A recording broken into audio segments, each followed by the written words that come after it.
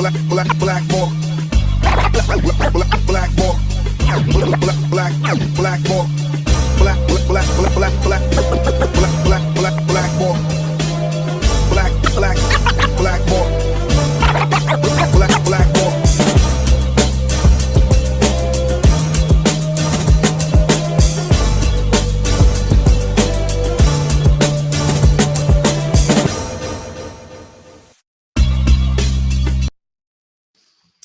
What is up, everybody? My name is James D. Fiore, and this is Blackballed.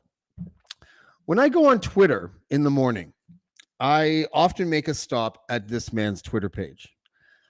And at first, I couldn't really explain what the lure was when I read this man's tweets. And then it hit me one day. He is a specialist in summoning up nostalgia, and especially as it pertains to music and entertainment. Even his meme game is tight, and I don't know if he searches for these or if he makes them himself. But I saw this one today, and before I introduce him, I'm just going to put this up on the screen. And the meme says, "Sometimes it's not the song that makes you emotional; it's the people and things that come to mind when you hear it." And I couldn't agree more. Nostalgia music is probably one of the greatest non-genre genres of music that there is. And I can't wait to talk to this guy. He's a social media guru as described by, I think, Billboard and the National Post, but he's also a professional music public relations guy, and his name is Eric Alper. Eric, how are you, buddy? I'm good, man. How are you? I'm doing well. You kind of nailed it with the nostalgia thing. Yeah. Tell me about that, because I can't tell. What's great about your Twitter feed is that sometimes I can't tell if you're doing it for business purposes or for personal reasons. And then I think to myself, maybe they're just so well done in the sense that they intermingle with each other that it becomes this one thing. I'll tell you that I post on social media the exact same things in the exact same ways when I had 0 followers. And this is going back to the MySpace days. I never saw it anything more than purging my brain with useless trivia and stuff I find and things I read and just sharing it. I always hated the whole space that Facebook used to have where it was like, Eric is... And then it was like, who cares? Who cares what I have to do or what I have to say? But music is something that we can all thoroughly enjoy. And that meme that you posted kind of sums it really all up for me, is that music is never really about music. Music is about the stories that these artists are writing and recording these songs in complete isolation away from their audience. And then 4 months later, they get to go perform it on stage in front of 50,000 people, all singing back those lyrics. And, you've got to have something exciting to say. You can't be boring. And so music, and especially the nostalgia part, it's because I'm old. I mean, I'll still post about, what's going on in K-pop, and I still post about what's going on the Billboard Hot 100 every week. And I know that 1/100th of my audience has no idea what I'm talking about or care. But it doesn't matter to me, because I just do it because it's fun and keeps my wife happy, so I don't bug her with all this stuff that I find online. That's like the most important aspect of that. It's the only aspect of it all. Yeah. No, so really, I mean, there's no game to it. There's no that's why it's effective, probably, though. When social media first came out. That's the thing. Look, I've gotten a couple of clients on the PR side, but if I stunk doing PR, nobody would come to me doing work with them just because I have a lot of followers. At the end of the day, it's all fun and games. And I get a lot of direct messages from people saying that, it's one of the first things that they look at, and it's one of the last things that they look at. And it's a really nice break from all the political stuff that's going on, because it's a cesspool of hate and anger for the most part. And, I never go negative with anything. I don't talk politics. I just kind of want to, use social media for good. Yeah, and it's funny because that's the way it was intended. At least that's what we were told. We were told that social media was a place where you could have a page that was you and you could be yourself. And then something happened to social media where it became, and I guess, now we realize that the algorithms are basically designed to make people fight, and it makes people step out of No, themselves and become that's a byproduct of it. What it's designed to do is to make money for those platforms right. solely, completely, fully. If if the platform is free, we're the ones that are being sold. And so That's right. when I hit up against the algorithm because I know that I'll be lucky if 1% of my audience sees anything. It's not because of anything other than Facebook, Twitter, Instagram, TikTok, Twitch. They all want you to spend money. The byproduct is that we all hate one another in Yeah. real life and we can't get along, but we get to see it in front of us and we think it's a lot bigger than it actually is.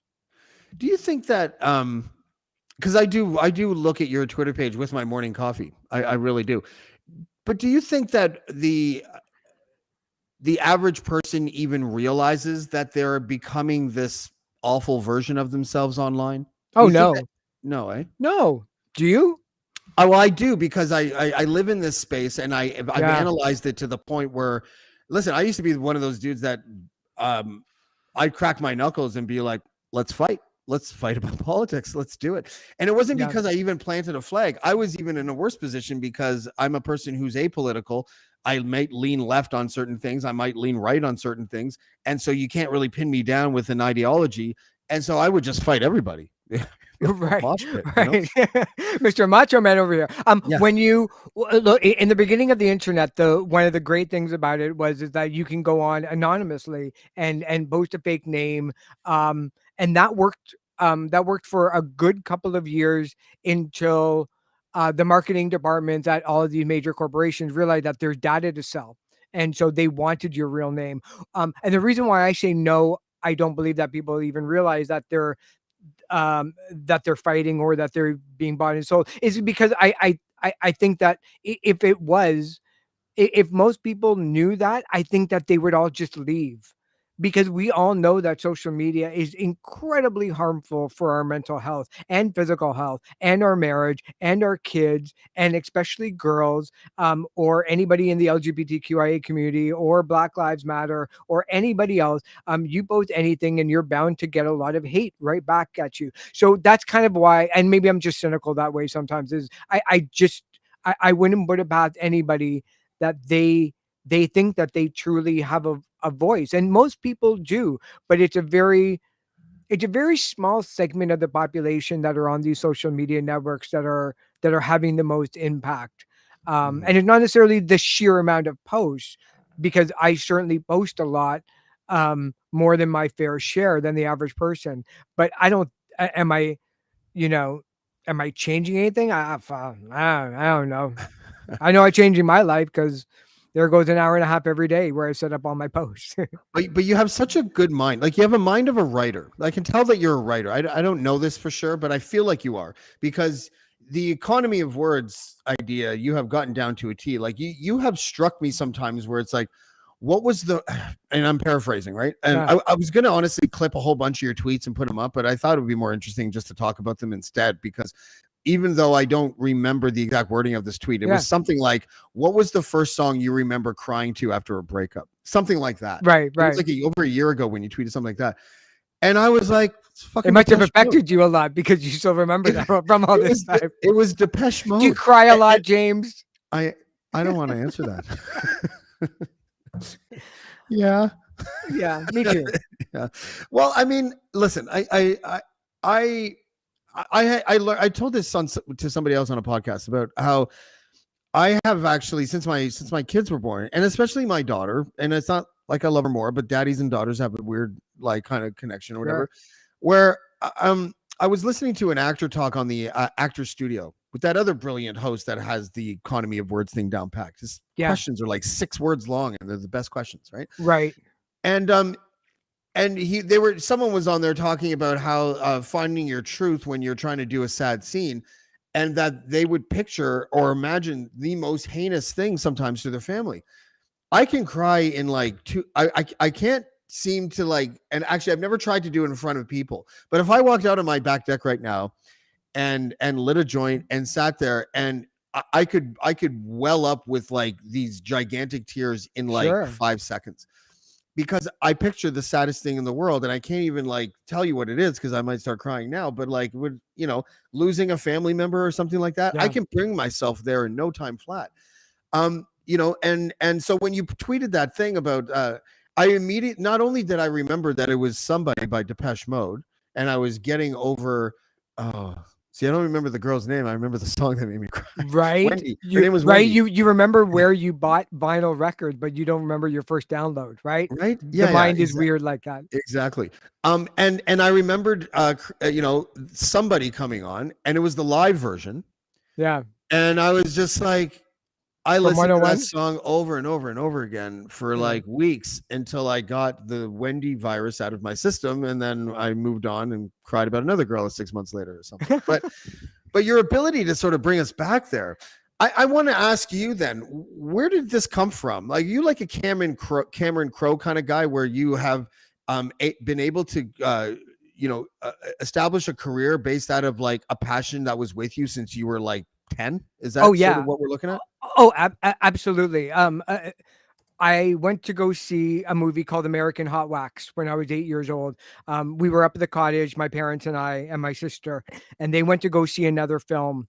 And I went to go see American Hot Wax because I probably had no idea what the other film was.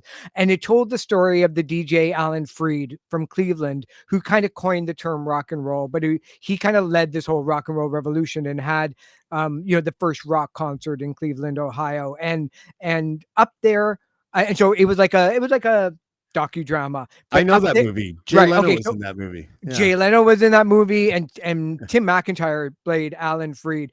And at the end of that, it kind of culminates into this rock and roll concert. And up there on the screen was the real life Chuck Berry and Jerry Lee Lewis.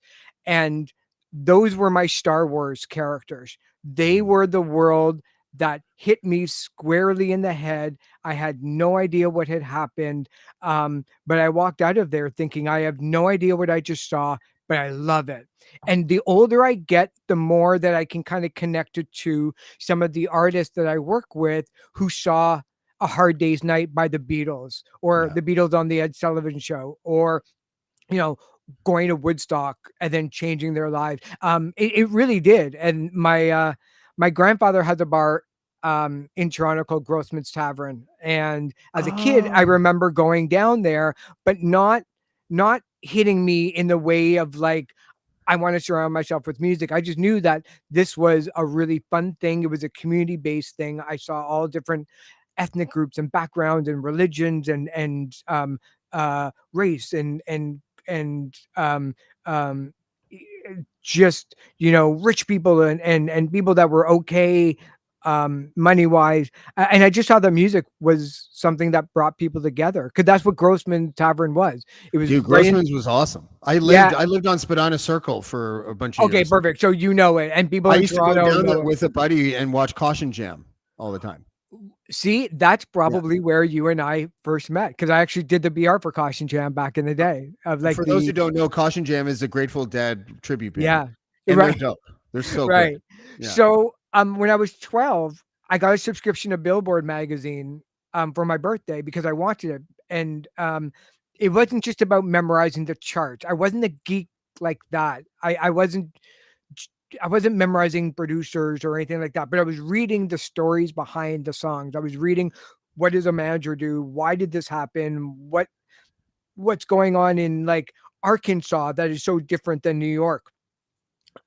And I found it fascinating. And so I know I was one of the lucky ones that I found my passion really, really early on. And it was just a matter of figuring out how to get into this world.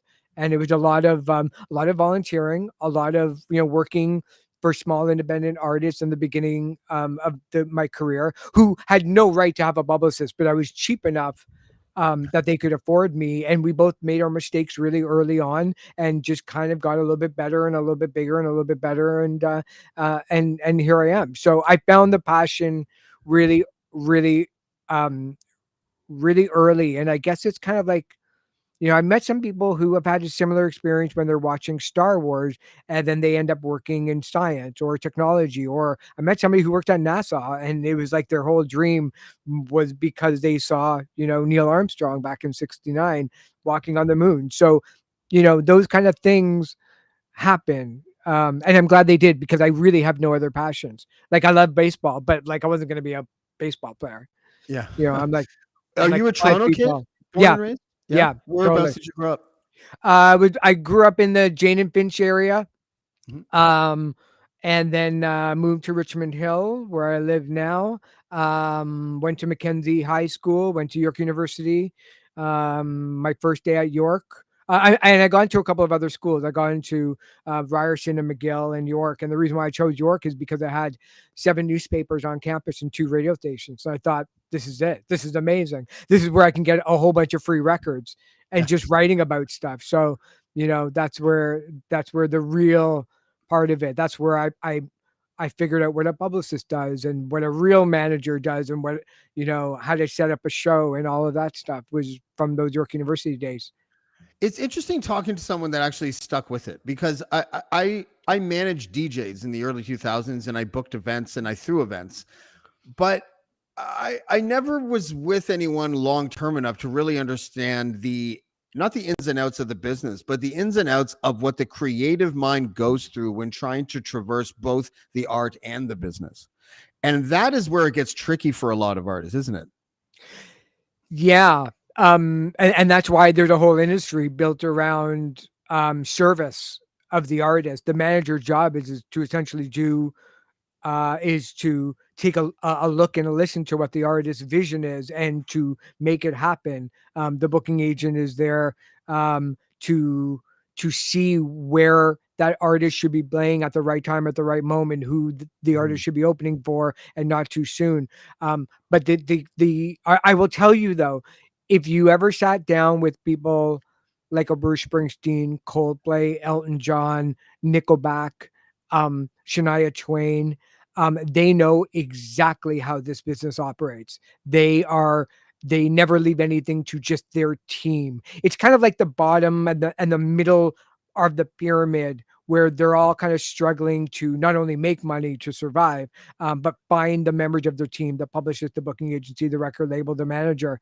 But make no mistake, those people at the very top are incredibly keenly aware of fads. They're keenly aware of social media. They're keenly aware of their image. And a lot of the older ones, especially the ones that have been around since the 60s and 70s and 80s, have seen a multitude of industries going on in just the music industry, where it's gone from, vinyl records to cassettes to CDs to losing almost everything in terms of when Napster was around, to MP3s, and now to streaming. They get all of it, and they have to, because they can't rely on others to make them a success. So yeah, G- most yeah. people don't understand that business aspect of it, but Well, I mean, and there's interesting players in this too, because the one guy that came to mind when you mentioned Bruce Springsteen, and a person that probably can straddle the trends from this late 60s, early 70s to now, is a guy like Jimmy Iovine. yeah, And I respect that guy so much. And listen, I know that he is or where he Jay is Z, now. or Eminem, right? All those business Yeah. men. Well, Jay Z and a said it. lot of He's them not a came under businessman. He's his a wing. businessman. And a lot of them came under Jimmy Iovine's wing, right? So if Bruce Springsteen is savvy, he owes a lot of that to Jimmy. Eminem certainly owes a lot of that to Jimmy. Yeah. And there's a lot of and what I find really interesting, I love that rags to riches story of a person that just didn't quit and just worked his ass off until not Yeah. only did he figure out the business, but help shape it. Yeah. Make no mistake, and no slight to Bruce Springsteen whatsoever. Bruce Springsteen is as authentic as Dua Lipa. Bruce Springsteen is as authentic as Lady Gaga. He practices those speeches that he does in between the songs. His look of a white shirt and jeans, and standing in front of the American flag, in front of Born in the Yeah. USA, and then That red hat out of his back the red pocket. hat, and then getting Wow, falling he's a in real love and get mega. He was mega and before then mega was mega. and then falling in love with a model, and then divorcing her with Julianne Phillips, and then marrying his now amazing wife of like I think 28 years. And then he puts out Tunnel of Love. That Mm. is a concept. That is a marketing initiative. He doesn't just do that by Bruce Springsteen putting out Nebraska after The River. The River is a double album, bombastic, loud, down the highway. Then he puts out Nebraska, which is a 4-track, really cassette of acoustic stuff, was calculated just as much as anything else is. This is calculated at Lady Gaga putting on a meat dress. You're doing it to get not only publicity and to get noticed, but you're doing it to shape the image of what you want people to think about you. And sometimes it works, and sometimes it doesn't. Sometimes the audience goes, you know, Yeah. but they understand their audience. But those rag to riches stories is yeah, I mean, the ones that make it are the ones that will do everything. Everything. They are the one that will get up at 6 o'clock in the morning and go do television. They are the one that will go, like Springsteen did, from New Jersey to Los Angeles to open up for somebody because he knows it's great for his career, and then drive all the way back in time for Tuesday's show in New Jersey. That's Yeah. how you make it. Because if you don't do those things, that's okay. There's 100,000 bands waiting just Yeah. for that smidgen of a chance. And so you always have to kind of look behind you and say, if I don't do this, somebody else is going to. Look, during the pandemic was a perfect example. Mhm. The people that kept busy, like let's stay on the Springsteen tip for a second. Yeah, please. He released a book with Obama. He had a podcast. Um, he did a couple of shows here and there. They put the Springsteen on Broadway in a big way back on television. He kept busy because even as Springsteen knows that he can't be forgotten about. All of those artists, and I told, when COVID hit back in March and April, and they shut everything down, all the NHL, NBA, Live Nation pulled all of their artists seemingly within 72 hours. The entire planet just stopped. And I went outside on my porch and I had a scream for about 5 seconds. And then I came back in and I emailed all of the artists that I was working. And I had about 20 or 30 of them. And I said, look, I don't know what's going to happen. I don't know if we're all going to die. I don't know if we're all going to be here in 3 months. But I'm going to still be working. And I'm going to be working 7 days a week because I can't do anything else. And I don't Mm. want to do anything else. So if you guys keep releasing music, if you go acoustic on Facebook, if you still are able to make lyric videos or learn how to do it, I'll promote it. I don't know if there's going to be a media around to care, but just keep going because Yeah. you're artists. It's what you do. To a T, everybody I was working with continued. Now, there were a couple of them throughout COVID that, like, I can tell no matter what I do, you're just not going to make it. You just don't have it in you. But that's okay because not everybody wants to make it. Not everybody's cut out for that. Yeah, that's interesting because I've talked about it on the podcast a few times about how the pandemic created. No, Stone. Hold on a second. Stone Sea Witch. Bruce Springsteen is not MAGA, but that's No, really he's funny not that mega. What I meant by that was this. by the red cap. That's The red cap, the American flag. I mean, if someone said to you right now, who really likes red caps and American flags, everyone's going to say MAGA. I was just making a Right. joke. That's all. Yeah. Right. But no, on the podcast, I've talked about this many times about how there are, and I'm one of these people, and I'm not trying to be braggadocious, but there were two kinds of people when the pandemic hit: those who complained about the pandemic and did nothing, and those that just got to work. And I was just one of those people that got to work. When it comes to creative stuff, I feel like we are just entering right now a renaissance period in music and film and things like that, because the pandemic made creative types work. That's all they had to do. Yeah. They couldn't sell it, so they had to work. And I think we're about to see the fruits of those labors that like happen right now, in like basically now, and for the next couple of years. I think we're about to hit another golden era of music. I really do.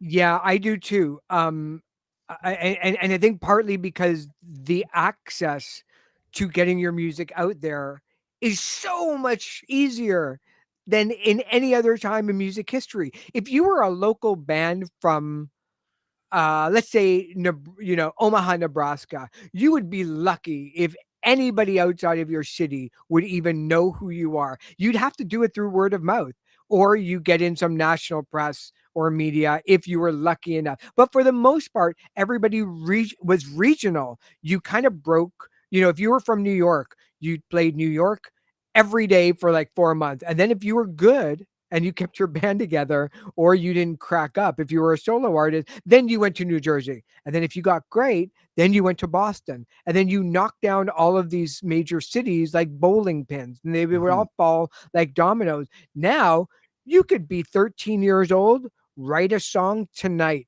and have it up on Spotify by the time that this show is ending. So that's the creative process now, is that there's no bar to be had to get your music heard. The problem is that music now never leaves. We have as much easier access to find something from 1934 that was only available on a 78 record than we do with the new, you know, Wet Leg album. Because Mhm. in the 60s, 70s, 80s, and 90s, at least from my period of kind of working and being a massive music fan, if I heard something on the radio, I had to cross my fingers and pray that the record store had it. And then Yeah. first of all, I had to save up enough money to buy it, and then I take a bus, go down to Sam the Record Man or HMV, hope that they have it, take a bus back, unwrap it, play it on the record player or the blaster or wherever it was, and then that's all I would be listening to, unless I bought something else somewhere down the road.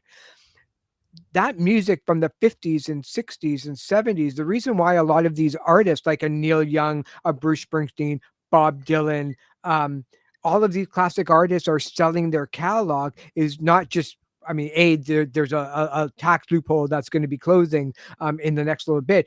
But more importantly, they're understanding that this music is going to be up there forever, at Mhm. least until somebody comes up with a better idea.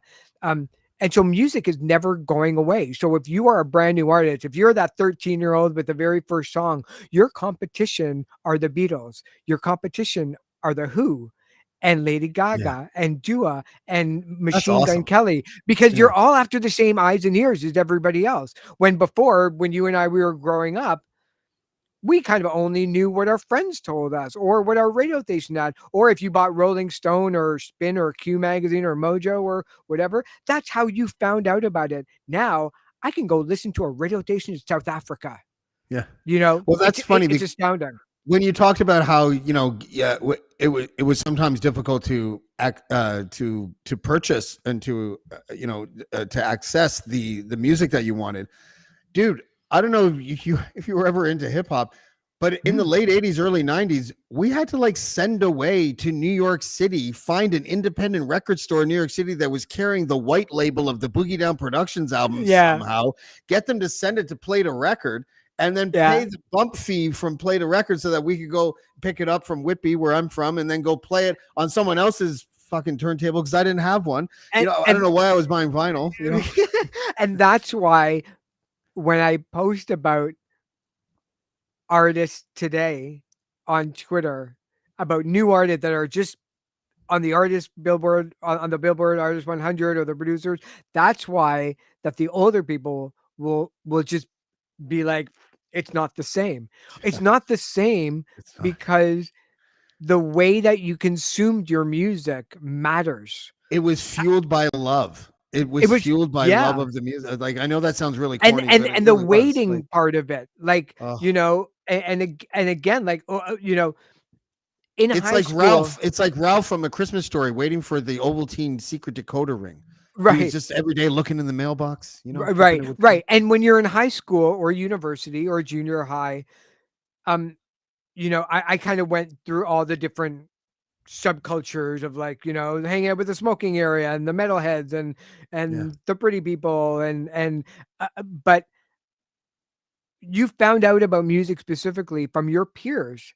yeah, It all changed when the blogs came along and actually curated for you stuff that your local radio station would never get a hold of and would never play.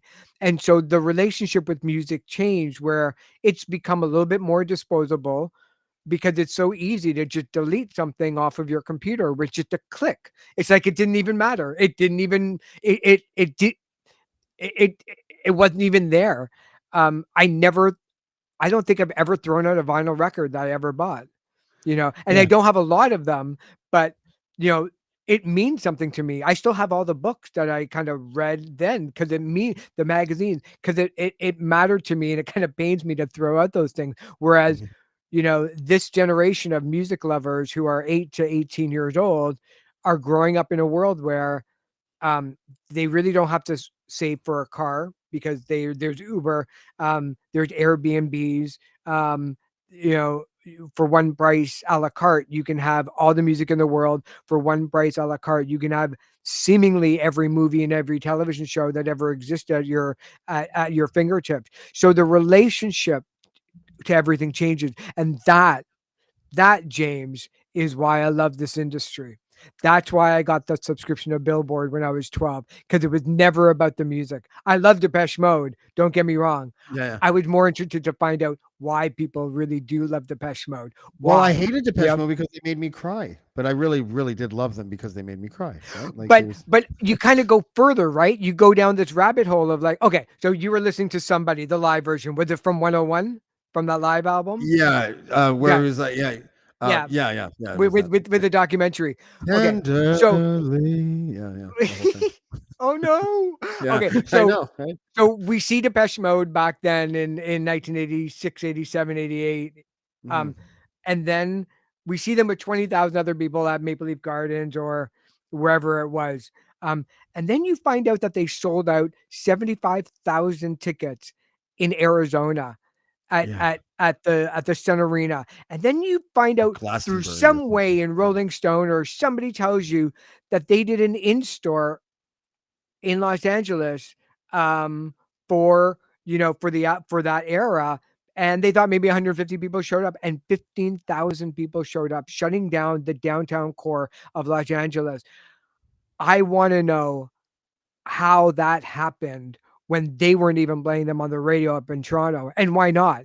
And Right? who owns what? And so then you just go down this mathematical equation of like, this is fascinating because this is telling me about the economic side of music. They're telling me about the sociological, the psychological. So when I talk to artists now, and before I even write their press release, I tell them it's really hard to write about music. Most people don't really care about what you have to say in terms of a criticism, which is why the music review is kind of dying off a little bit.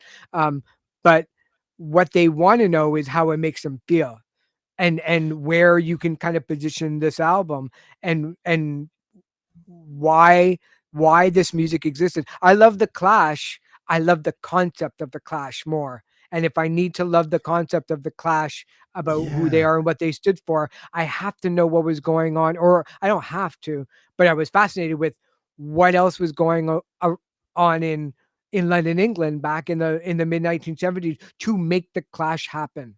I feel the exact same way about the Sex Pistols. I feel the exact same way about the Ramones, where I like the idea of what they are. That concept of those two bands speaks to me a little bit more than their music does. And that doesn't mean I don't like their music. It's just that the image of them what transcended their music to me. Like it just made their music What, Depeche Mode? no yeah, sort of because when Personal Jesus came out, I was like, "Oh, this is really ballsy. I'm a Catholic kid. I don't think I believe in God anymore." I'm not crediting Personal Jesus for making me not believe in God, but it had a small Right. role. You know Sure, what I or mean? like blasphemous rumors, Yeah. that because he thinks that God has a sick sense of humor. But boys and men look at music in a very different way than girls and teens and women. How so? And there's no, because I think boys and men look at it as a way to figure out where they exist in the world and where they place in the world. I think that most people, that I at least I grew up with, didn't really love. If you were if you were a teenage girl, you loved music for, I think, very different reasons than the guys did, because the guys listened to stuff that figured out who they were as individuals. I looked at artists and it was like Depeche Mode, I want to join that gang. The Clash, I want to be them. I want to dress like them. I want to look like that. I want to take that haircut. I'm going to talk like that. I'm going to dress like them.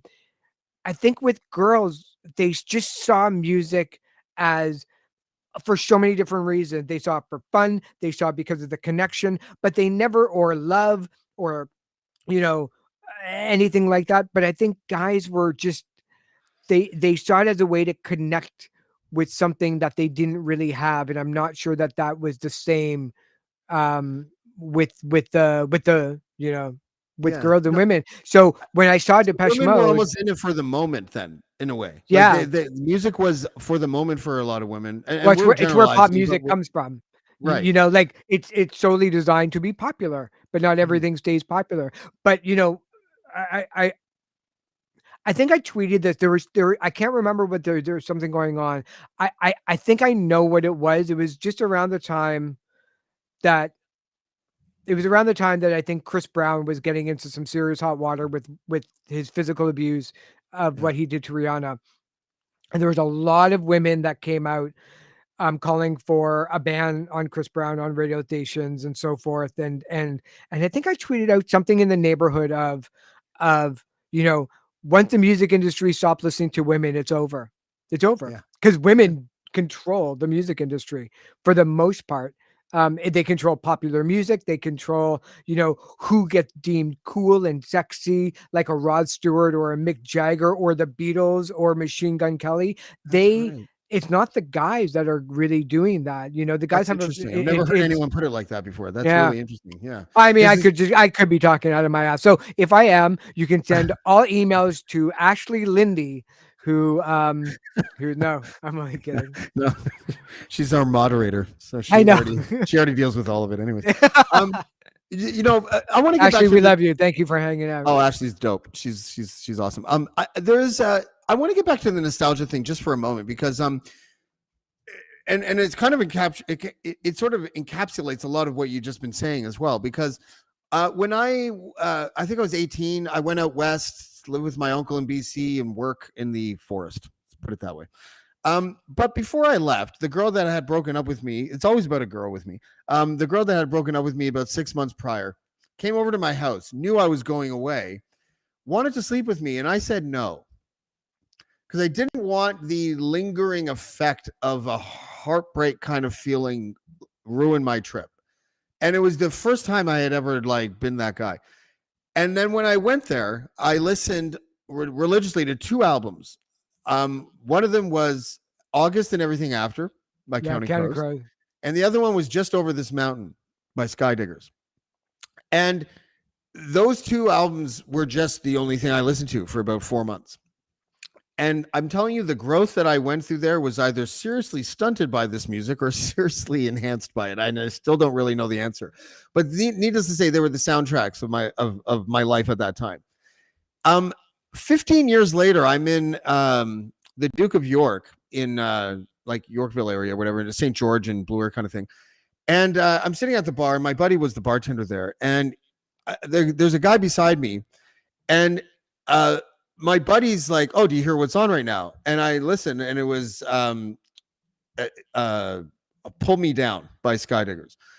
And I was like, "Oh yeah!" And him and I started singing, and then the guy next to us starts laughing, and I look over, and I'm like, "Don't laugh at the song, man. This was like the soundtrack of my life." He's like, "What do you mean?" And I'm like, I told him the whole story or whatever. Anyways, it was Andy Mays, lead singer of the Skydiggers. That's Right? hilarious. And do talk to me and I wanted to talk to him about it, but I didn't want to do it in a way that was all fanboyish or whatever. He'll probably just tell you that it was written about his dog, right? Well, I And didn't want to know completely I didn't even want to know what his right, inspiration was. right. I wanted to tell him how Smart. important his music was, but I didn't want to sound like that guy. So I bought him a beer and I told him anyways. And I was just like, "Listen, I'll make it quick. I went out west. This album, August and Everything After, it's what I listened to the whole time. I still get goosebumps thinking about it." And he just looked at me and he's like, and he slid because, this was like a 10-minute conversation. He slid a beer because he bought me a beer and he slid it across the counter. And he's just like, this conversation is what we think of when we play these Yeah. songs 20 years later. We want to have these conversations. Don't worry about it. And we cheers. And that was that. And now I'm just like, I know what it's like to be on this side as a fan or as a consumer of music and what that nostalgia feels like.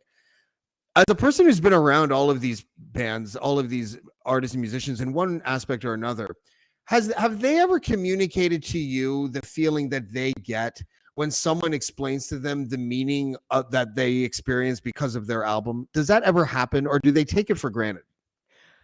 I, I I think artists love to hear that, but I think that they hear it so often that sometimes it gets a little bit watered down in their mind. It would be like if Mhm. 50 people came up to you every day saying, James, your show, man, it's really, really good.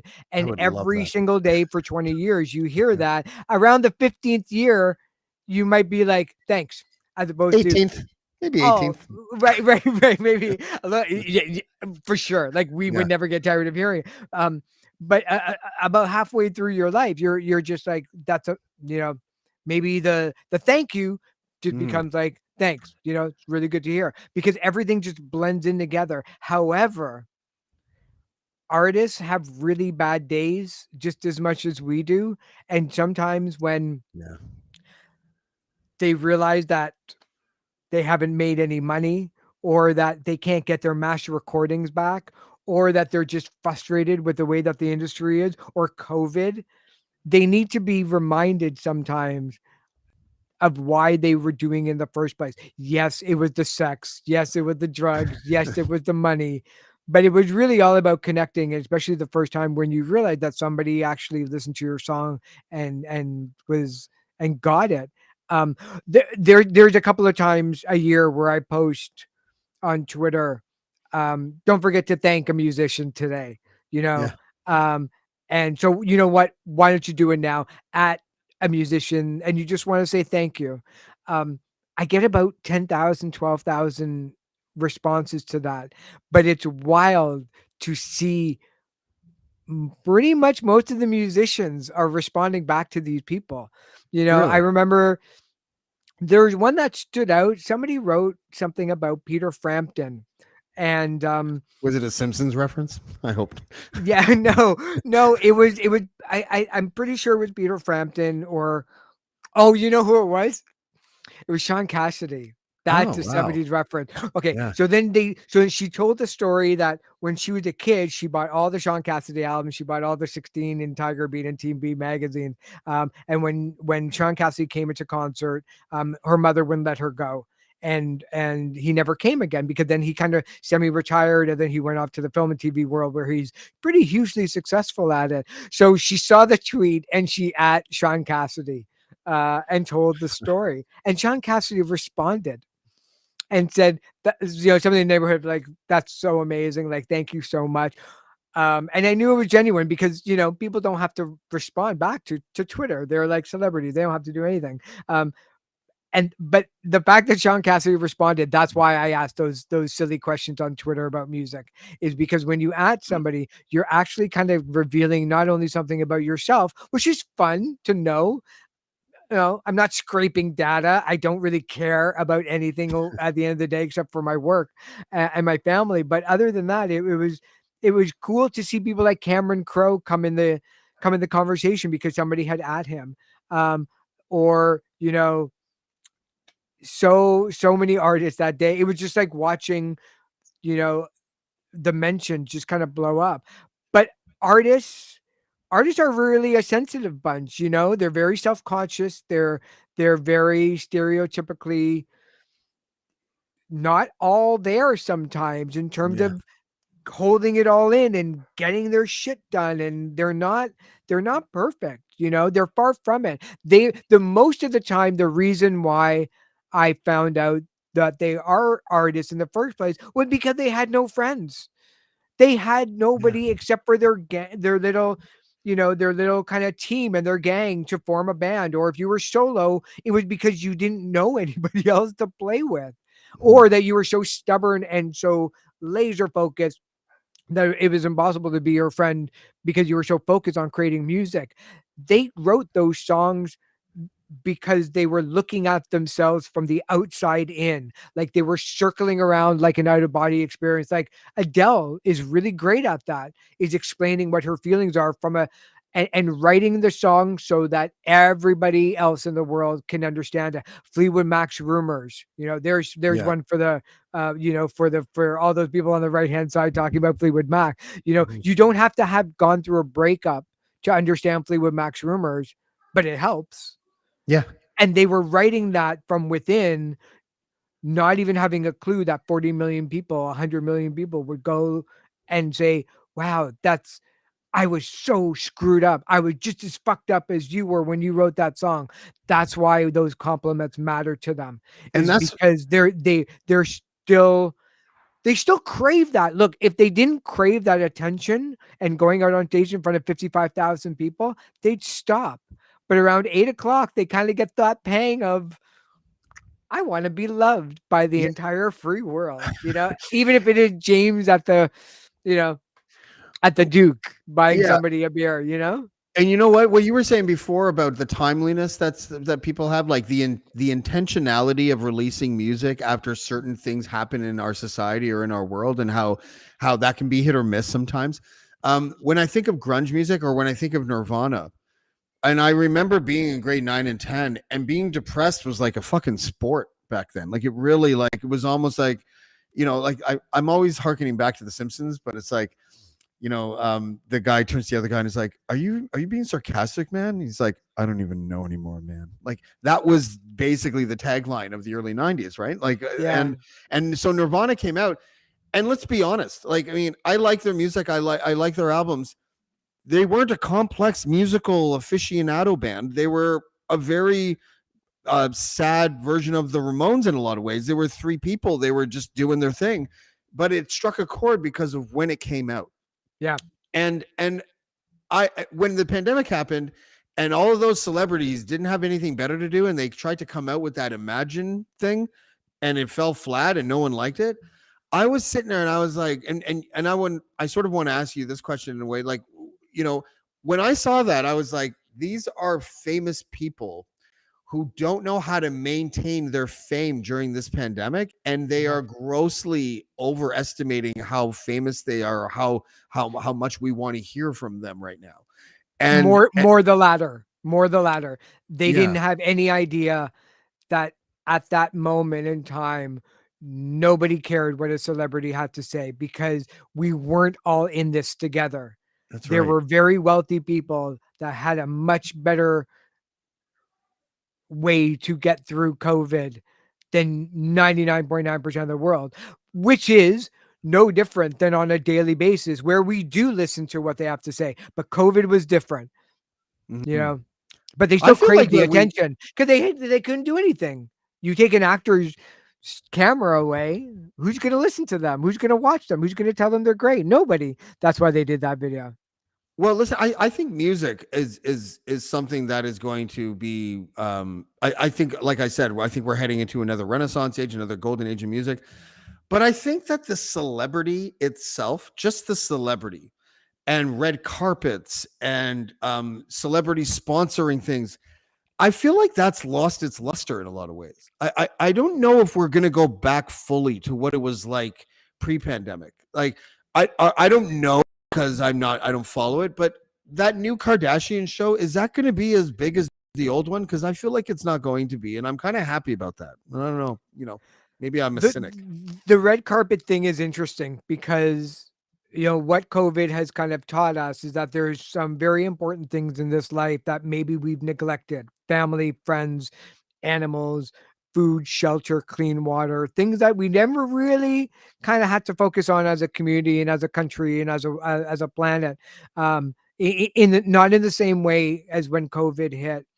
um and the one thing that all those award shows saw was a pretty big dip in ratings, at least anywhere between 5 and 12%, whether it was the Grammys or the Golden Globes or the Oscars. And primarily because we just didn't feel connected to those people anymore and really didn't care about what they wore when we're just all struggling to find something to do over the next 6 hours. Um, Hmm. I like to say that I don't think that they're coming back, but I do think that they're going to come back because there's a whole ecosystem that is involved in that kind of world. The people that would be watching the red carpet and kind of, screaming to themselves over what somebody was wearing or who looked good or who looked like crap, you can now just go on Instagram and TikTok and make a video and become your own celebrity for it. So without the red carpet, you may not have that kind of that kind of chatter and that kind of talking. And failing that, it will take at least a year or two, I think, for the big giant media magazines and the daily shows and the thing that are looking for topical news all the time. It's going to take them a little bit of time before they realize that nobody cares about this stuff. And I'm not saying that they don't now, but if there's only 50,000 people that are going to be watching the Grammys next year, as opposed to, 10 million, I don't know how fast the rest of the system will ignore something like the Grammys. And look, the Grammys are never going to have, but you can say that with the Super Bowl. The Super Bowl is just some giant, massive show. And if you don't like the Super Bowl, then you can say, wow, I think COVID really kind of brought this, the attention away from the Super Bowl. Nobody really cares about it for whatever reason. But with like $6 trillion worth of free advertising that the media gives that show, it's going to take them a while to realize that if they post about it, they won't have any readers. The Right. Kardashian thing is interesting because the ratings is only one smidgen of one part of one very tiny whole process of them. The show drives everything else that they make way more money and get much more fame doing it. Right. That show could be on the smallest cable channel, but it's still one of the bases for their existence, so they can go and post It's their yeah, it's a sponsored post vehicle on for Instagram and fashion. stuff. It's a For vehicle for sure. everything else. Yeah. For everything. Yeah. Um, I want to turn the tables on you a little bit and ask you, if you recall, like let's. I'm just making this up off the top of my head, but I want to find the nostalgia inside Eric, aka Paul McCartney.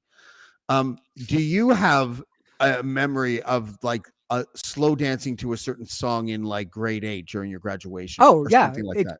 It's You Lost Your Loving Feeling by the Righteous Brothers. Really? I had a crush on a girl that everybody in the whole class loved. I knew I didn't have a shot in hell of anything, whatever you do in grade 8. And that was the dance. That was the last dance of the classroom kind of prom that we did. And I'm still in touch with this now woman Oh yeah. who has grown up to be amazing. And But yeah, that song is absolutely it. Right back into it. 1/10 of a second, I'm back wearing, my lumberjack shirt and torn jeans and Grebs, like in the middle of like June. You make me feel like movies are so important as a vehicle for a lot of this nostalgia because I didn't know that the song Stand By Me existed until the movie Stand By Me came out. Right. I didn't know that That's the song, okay. Don't yeah, I feel didn't know bad. that the song Lean on Look, Me existed. there's 45 million people this month that realize that Kate Bush exists because of Stranger Things. That's how we find out about music now, right? Yeah. Yeah. No, well, that's how I found out about music even back then, like in the 80s. Yeah. Like the Righteous Well, Brothers, yeah, that was all the Ghost, soundtrack. right? That was Ghost. Yeah. Yeah. And Ghost, by the way, just not for to be a multifaceted vehicle of passion for James, made me like women with short hair. I don't know. I just as soon as I saw it, I was like, well, this is different and I like it. I can see her neck. Like this is Yeah, amazing. Jen in the chat has it absolutely perfectly. Movie soundtracks were a music gateway. They Yeah. were gateways to everything. You bought all the John Hughes, or at least I did. I bought all the John Hughes Oh my film God. Yeah. soundtrack, like Pretty in Pink and 16 Candles. It's where I Yeah. found out about Echo and the Bunnymen and the Smiths and New Order, and That's that was right. like the music of my life. Um, and yeah, I don't care. I don't care where people listen to music. I don't care how they listen to music. I don't care where Commercials. they I don't care where they first found out about it. I just want them to continue to love music. Yeah, That's a all. lot of dope shit now comes from the first time I hear it is on commercials. Right. And that might be sad for some people, but it's a very big difference when Rolling Stone sells a song for a commercial and some band you've never heard of is helping to launch a product on the back of their amazing song and you don't even know who the artist is. That is, to me, I mean, I don't know how to That's use. because you're old. Oh, is that Like what it is? that is you strictly, going back to Nirvana, you strictly played into a hole that I did and that everybody did, which was corporate sponsorship was bad. And commerciality was bad, except for the one that kind of slid through, like AC/DC or Paul McCartney or Springsteen or whoever else it was. But now you're nothing unless you have unless your music is in a commercial. Not nothing, but No, it's yeah. but it's where what changed it when Moby released his Play album. Yeah. His record label said that there's no singles on this record. And we're going to be lucky to sell about 250,000 copies. Moby was a pretty big EDM DJ when he put this out. So Moby came up with the idea of just licensing the Play album to everybody that almost wanted it. Every single song on that album was licensed to some film, which helped them sell 12, 13, 14, 15 million albums. Still to this day, that it's one, it's one of the biggest catalog sellers out there. But that's where people started to say, look, if radio doesn't do what I want them to do, which is play new music or play my kind of music, and TV isn't holding up a mirror to who we were, because I don't understand Beverly Hills, 90210. I'm not seeing it. Nirvana is, soundtracks are, and so why not try to find different ways and different methods to get your music out there, which is what a lot of artists have to do. I think that's a really good point. And I think that the best example that I can think of is when I was managing electronic music DJs in the early 2000s, and people. That's where we know one another. Oh, is it? Let's talk off the air, because I did all the PR for moonshine artists like Carl Cox and DJ Dan and Anabolic Frolic. There we go. Well, we were the first guys to bring in Tiesto. We were the first guys to bring in Orchidea and Sasha and Digweed and all that kind of stuff. But people in rock and roll and people in hip hop even were like, how much did Tiesto get paid for that last gig? And we were like, 150 grand. Yeah. And if you went and asked 100 people if they knew who Tiesto was back then, is there like 1%? Right. Yeah. Yeah. But that's the same now. But that's interesting, no right? Now. Because that's like at that precipice, at the apex of change between analog and tech, and all of these artists that were kind of underground but getting paid more than a lot of pop acts were getting paid. It was such a neat dichotomy. Like I don't think a lot of people really understand or appreciate how different it was back then. It was, but and those numbers are almost the same. If I were to stop 100 people and ask them to sing me a Drake song, I bet you 97 of the 100 wouldn't be able to. Maybe Hotline Bling. Most people, because we're also fragmented, right? And so Bad Bunny, who is the single biggest selling artist of 2022, I bet you there's absolutely nobody in my circle that has heard a Bad Bunny song. And I've got a pretty diverse circle. We're older, but it's not like we're all watching Much Music or MTV, or we're all buying the same 15 albums because that's what radio is and that's what Rolling Stone is writing about, whoever. It's so diverse now where that's where you end up with the economy that we're all in, of the top 1% making a lot of money in the music industry, and like the other 99% are just kind of, struggling and doing okay, but certainly, maybe not enough that they might be happy with. But it's funny because it's almost like the more things change, the more they stay the same. But there's little kind of tweaks that change everything, right? All these different subcultures will always still be around because that's just who we are as human beings. We just want to connect with people. Well, I'm glad I was able to connect with you. Me too. This was a lot of fun. This has gone by really quickly for me. And I never stopped liking you the whole time, which is rare for a guest. Me too. I'm sick of hearing myself talk. Yeah, me too. I I'm just always want to talk thinking to about Ashley and DaCosta and Stone Seawitch and all those amazing people that are on the right hand side. I've been watching them. You it. know, Dude, I could have them on right now. You want to have them on? They could all click in right now just for fun for 5 minutes. You yeah, want to come do on that? in. All right, I guys. I somebody I can't remember who. Whoever wants to come in, Do click do that we and have come in. do we have time for this? Are Yeah, we we have going 5 over? minutes. That's fine. No, no, Oh, no. We're okay. fine. So Yeah. somebody posted about 9 Inch Nails.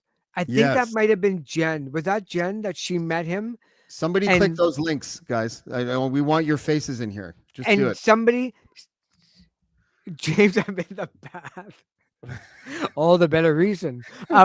There's somebody posted there about they think that Trent Reznor picked them for a photo because they were both short Oh, at the time, and it makes Trent Reznor look bigger. that's If you probably true. look, I'll leave you with this because Yeah. I love this kind of stuff. If you look at a picture of U2, the band U2, you will see that Bono is always in the front Yeah. and or he's crouching.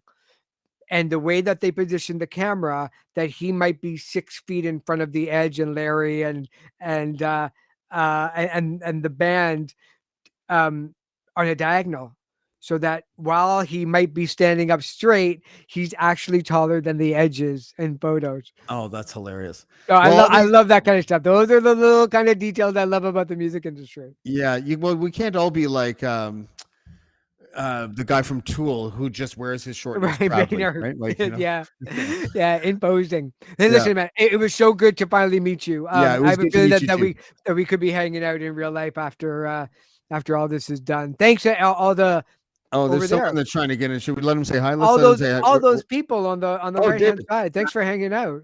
Oh, hey, David. David Look is at- wearing a what love that shirt. What What is cafe? that, Is Jumbo that, Cafe? is that the Bicycle Cafe shirt? It's a Bicycle Cafe shirt from Love Canmore. that. Yeah, but it's a play on the Joy Division album. That's the man I want to meet, right? Yeah. I know probably he's cool with music and he likes bikes. And watch, I'm going to be both wrong. He's going to love classical music and he drives the most expensive gas guzzler in his city. Well, he drives a FedEx truck, which is probably the most. Yeah, it's a gas guzzler. Yeah, it's a gas Talk about guzzler. corporate sponsorships. How is your driving your FedEx truck? Okay. I just wanted to chime in and say, yeah, I was a huge fan of Depeche Mode growing up. Huge fan. Had all the tapes. Let me ask you two a question because you're both fans. When Yeah. you found out that Fletcher passed away this year, did it not kind of freak you out how sad you were? And look, Fletcher was the accountant. You know what I mean? Like he didn't really play an instrument per se.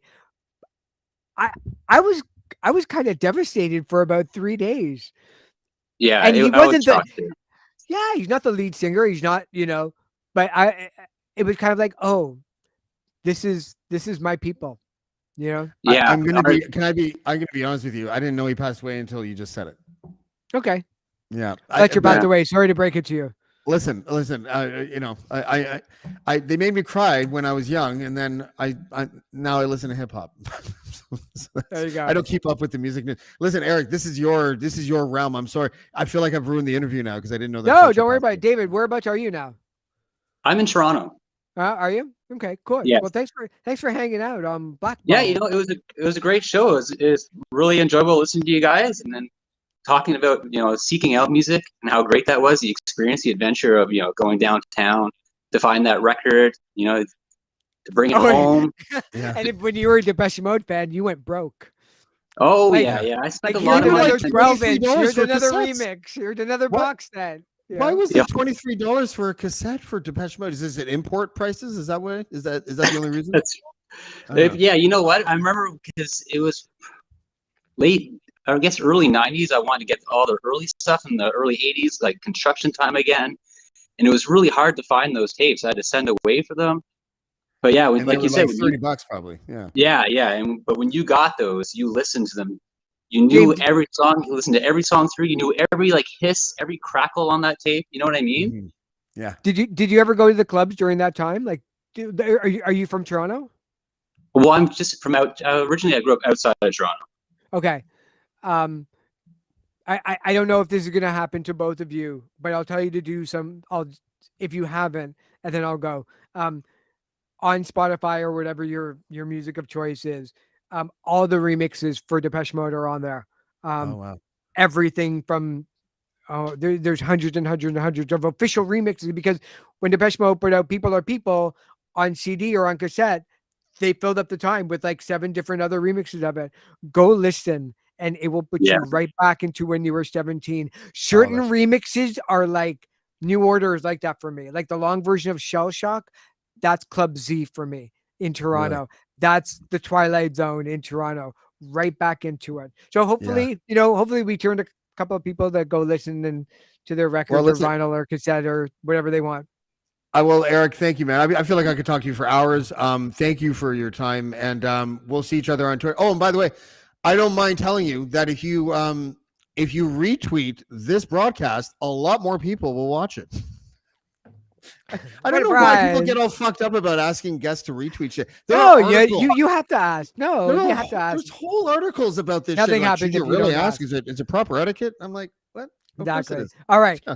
James, great to see All right, you. Good to talk to you, David. Thanks for hanging out. Thanks Nice to meet everybody you. again. Nice to meet you. Thanks, I'll Eric. see you later, guys. That was Eric Alper. Stay for a second, Dave. So, Dave, a lot of people might not know you are the cowboy from the Stepmother episode of Blackballed. That's Where's right. your cowboy hat, and why do you look so much tougher right now than you ever have in your life? It's because I'm unshaven. Okay. Are you at home? I am at home. Your ceiling's dope. I didn't realize you had like such an industrial-looking ceiling. It's like what do they call that? Yeah, that's my Steampunk? ductwork. It looks steampunk, like I live in a steampunk. steampunk. I live on the set of a steampunk video. Yeah. All right, buddy. Well, thanks for dropping in. Come up and visit sometime. Sometime. Definitely. Yeah. Okay. Yeah. You driving under a tunnel? Yeah, is that what's happening? Yeah. You can't get me out of my bunker. Oh, okay. I know. I'm just Okay. joking. Yeah, I would love to. It was All good right, buddy. seeing you. Great show, and I'll talk to you Good soon. seeing you. Okay, bud. That was my friend Dave. Because all the harem was too chicken shit to actually come into to the podcast. Thanks, guys. Really appreciate that. Someone was in their jammies. That would have been dope. Someone was in a tub. That would have been dope. But nope. You guys just stayed there in your tubs, in your fucking goddamn, I don't know, Snoopy pajamas. DaCosta with his soccer sweat or whatever the fuck. DaCosta, that's really disappointing. Like, dude, you could have nipple clamps on and you should be up in here, but whatever. No, I'm just playing. I wouldn't do it either. But I'd like to thank Eric Alper again. He's so interesting. The dude's been around. He knows everything. He's like an idiot savant about music. He just knows everything. We clearly have the same barber, which is awesome. So yeah. Anyways, as far as music goes, I don't have anyone booked yet for Monday, but that's probably going to change. But on Tuesday, Canadian hip-hop living legend, as I like to call him, from Halifax, Classified, will be on the show. He just did a whole acoustic album called Retrospected, and it's got a whole bunch of tracks on it from back in the day that he did. But if you guys really want to know what this cat's all about, you should listen to a song from the album called Growing Pains. Hi. Oh my God, you look like the girl from The Ring. Did you just step out of a television? I put a shirt on for this, so you just be nice, okay? I can't. I don't know if I can. Did you enjoy the show? Eric's dope, eh? Did you know who he was before I had that him was on? delightful. Did you know who of him? Did you know of him before I had him on? No, I didn't. No.